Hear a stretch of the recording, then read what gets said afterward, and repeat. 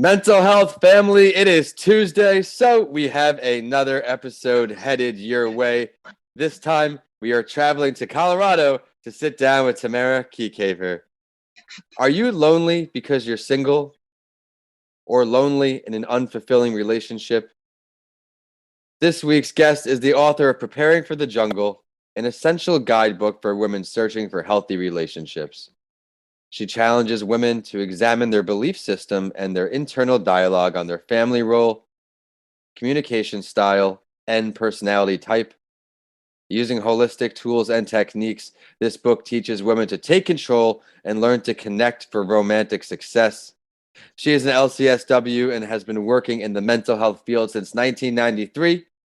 From publishing articles to teaching workshops and appearing on podcasts, she does it all in the mental health world. She is a certified yoga instructor, bringing a mind, body, soul approach to her psychotherapy practice. Her personal experience with heartbreak gives her compassion as she trains women to empower themselves. Everyone listening on, we have an incredible show headed our way, but first we have to open up with Tami. What does mental health mean to you? Hey, Vincent, thanks so much for having me on here today. Mental health to me isn't a negative thing. I know there's a lot of stereotypes out there that you've got to have something wrong with you if you're taking a look at your own mental health. And mental health to me is that you're taking care of yourself, that you're taking care of yourself from the inside out. You know, you can go running, you can hike, you can do yoga, but you've got to take care of the innards. You've got to take care of the brain. She just mentioned 3 great ways to improve your mental health. Stick around to later in the show. We're going to find out the short and long-term techniques she recommends to maintain a positive and healthy mindset. Thank you for opening us up. And to everyone listening on, thank you so much for tuning in. I am very excited for this show. And we're looking at a different area today. Just like every week, I try to find new perspectives, new stories to bring. And this week, we are looking into healthy relationships. I think this is someone, even men. Would you mind introducing yourself a little to our audience, Tami? And then we're going to dive right into all mental health talk. You bet. Yep. My name is Tami Kiekhaefer, and I live here in Colorado. I'm a native of Colorado, but I've moved around a little bit. I've been in private practice as a psychotherapist for about 20 years now, and I work with people really across the board of anxiety, depression, trauma, domestic violence, relationships. I like to get people to get the aha moments in their life when they say, oh my gosh, I can actually make changes in my own life. And it's always been a passion for me, and I hope to continue doing it for many more years. Well, I feel the passion through the computer. You're going to do an awesome job on today's show. I want to backtrack a bit. You mentioned you had your own heartbreak. Is that what led you into this sector, or let's talk about that? Yeah, I had relationships here and there, whatever. When I finally found the person who I was going to be with for the rest of my life, we got married, and I've got 2 amazing boys. I think over the years, we just kind of stopped communicating, and, there wasn't any major trauma or anything in this relationship. I think that the saddest part was that we just kind of grew apart and stopped communicating. And as I was doing couples counseling in my private practice while my own marriage was falling apart. And I just thought, holy cow, I've got to figure myself out. And so I compiled, everything that I talk with my clients about and what I needed to learn for my own self to figure out, what am I doing in my life? Because I knew I didn't want to be alone for the rest of my life. So I feel like I found the missing pieces and was able to put it together. And I am even more passionate about sharing that with people. Well, thank you for having the courage to share your story. Everyone out there, you are not alone. Now let's even go a little past that. When did you start sharing your story relating to mental health? When did you start heading down all these amazing avenues? We've talked a little bit about yoga, obviously an author, LCSW work. Let's talk about the beginning of that. So this is really crazy, but I remember I was in 10th grade. decades and decades ago. And I'm sitting in algebra class, and I never understood algebra. I never understood really math. It never clicked with me. And I knew I wanted to be a counselor. I knew I wanted to be a psychotherapist. And I was always that person that my friends came to. I was always that person in my family that people came to. And so I knew from 10th grade, that's what I wanted to do. It's always been my vision, my track. So, I went to school, worked around in a couple different places in corrections and mental hospitals, and then finally opened my doors in my private practice in 2002. And it just kind of unfolded from there. The more I work with people, I learn so much from my own clients, and I'm a teacher to them, but they're also a teacher to me. And I always feel like I want to stick with mental health. But then when I started doing yoga, and I thought, God, this is a whole other avenue of taking care of yourself, your body, your mind, your soul, your spirit. And so then I became a yoga teacher because, again, I wanted to share that with as many people as I could. And so, I feel like my path, it just keeps on unfolding for me, and I never stop learning. And I just had my 50th birthday, and happy birthday. Thanks. And so, and then I wrote the book, and I'm out there doing some speaking engagements, and it's just, it fills me up. And I love seeing other people when they can finally take control over their own lives, because to not have a sense of control in your life, it just creates so much anxiety for people. And I believe when your anxiety is up, your confidence is down, you start second guessing yourself, you don't believe in yourself, you just feel like everything keeps happening to you. And that's no way to live life. So I think that, understanding what you can control and making some short-term realistic goals to make some shifts in your life, it's immeasurable. A lot of great points you made there right at the end, especially. Small steps in the right direction. It can be overwhelming to just focus on this big picture or this big result when you have to worry about how to get there with a safe mental mindset. Thank you for sharing that. I do want to know, you just talked about the book a little too. Let's introduce that book. Sure. It's called Preparing for the Jungle, Avoiding Snakes and Pitfalls on the Path to Healthy Love. And I feel like it starts with you. People, I work with people who go out there and they get into the same bad relationship over and over again. They're attracted to the same type of toxic person. And then they wonder like, here I am again. And how did I get here? So the book really goes back to evaluating your past from your childhood, how you were brought up, your family roles, how you learned how to communicate, how you learned how to solve problems. Because I think that it has to start with you. You've got to understand yourself if you're going to move forward. Very well said. And thank you for introducing that. Everyone listening on, be sure to scroll down in the episode description to see the link for this book. We're now going to learn a little bit from Tami. What are some things you do to improve your mental health, whether short-term or long-term? I like to just keep learning. I like to listen to podcasts. I like to read books. I like to talk with my colleagues.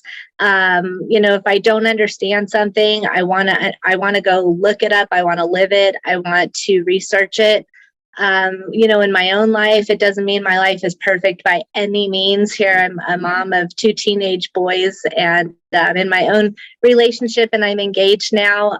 But there's no perfect relationship out there. So I feel like the work in any relationship, it should be the work to keep it fun, to keep it alive, to keep it exciting, to stay connected.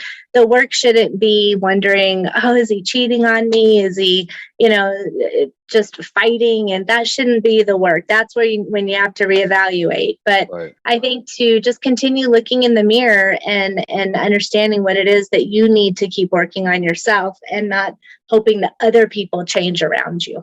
Very well said. Thank you for such an amazing episode so far.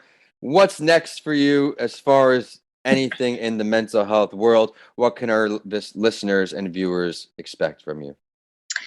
I have a Facebook group that's pretty active. It's called the Women's Empowerment Toolkit Group. It's a private group where people can come in, women can come in and just have a safe place to talk about things that are going on in their lives. Mm-hmm. So I'd like to continue to grow that. Hopefully I'm going to have a second book coming out there, mostly focused on anxiety. ego and anxiety. I'm still sort of throwing it together a little bit. But I think that to just give people a platform to know that, like you said earlier, I think, you're not alone. I think when you think you're all alone and you can't find your starting point, it's where you get this tunnel vision where you just feel like nothing is ever going to change, and it's very defeating. So to know that you're not alone, to find your starting point and to find how you can start making shifts, that kind of sums it up. What a lights out show, just like her episode on writing with authors. Be sure to go to the episode description for that link as well. There is a lot to catch up with Tami on after the episode, and I think it is a great time now to switch over to our spotlight story. Most episodes, my guest and I have the opportunity to go over another's mental health, usually someone who's famous, to let you, the listeners, know you are not alone. And this week, since we have someone on the show highlighting relationships with her book and all, we are going to look at an article from the Center for Women and Families, Domestic Violence Center, Healthy Relationships. And Tami, we'll get your analysis in just a moment. Okay. The article starts out, relationships are a necessary part of healthy living, but there is no such thing as a perfect relationship, similar to what she just went over. And this article talks about many things, including what makes a healthy relationship. A healthy relationship is when two people develop a connection based on mutual respect, trust, honesty, support, equality, separate identities, good communication, and a sense of joy from being together.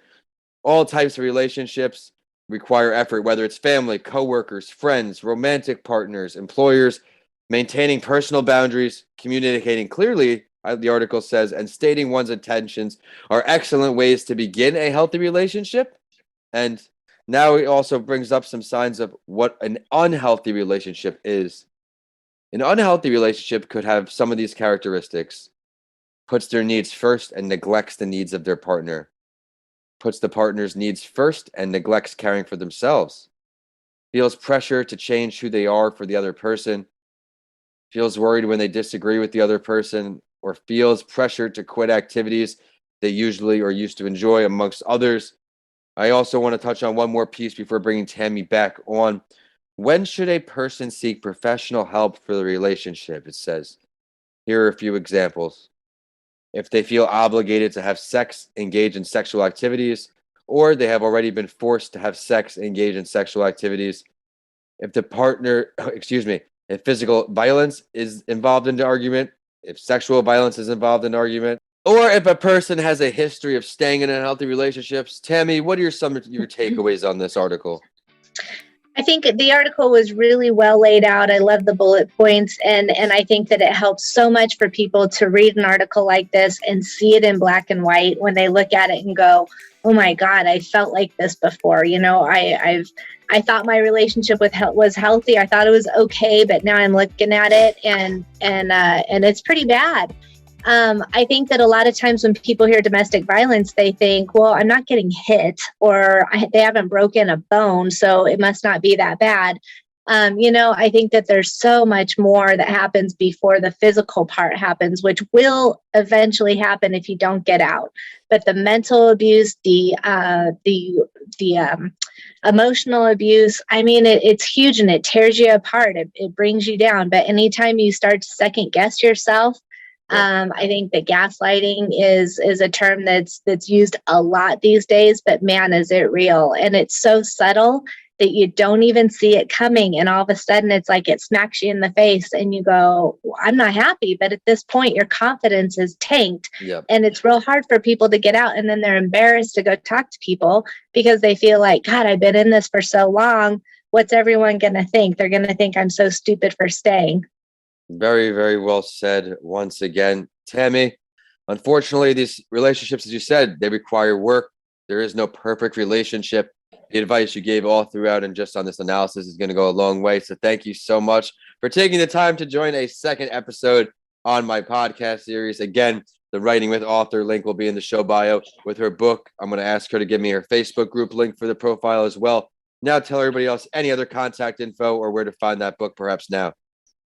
Yeah, you can get the book on Amazon. It's in some Barnes and Noble stores. It's in some local bookstores around, but probably Amazon is the best place to get it. And I'll give you the link. It's on my website, which is healthyhealing.net. And I also have an online course for people who want to dig in a little bit further from the book. It's more personal. It's very, I'm on there with videos to walk you through every single step. There's about 8 modules, and I think I've got 5 or 6 videos to walk you through. And that course, online course, is also found on my website, healthyhealing.net. Thank you for sharing that. Everyone, be sure to scroll down and check out all of the great content Tami has to offer. Of course, I am at Vincent A. Lancey on all social media. My website is vincentalancy.com. And please do check out my YouTube channel for Writing with Authors episode, among other great exclusive content. I've been really trying to build that channel up, and I hope you enjoy it. We will see you next week on another episode of A Mental Health Break. Tami, thanks again. Thanks so much.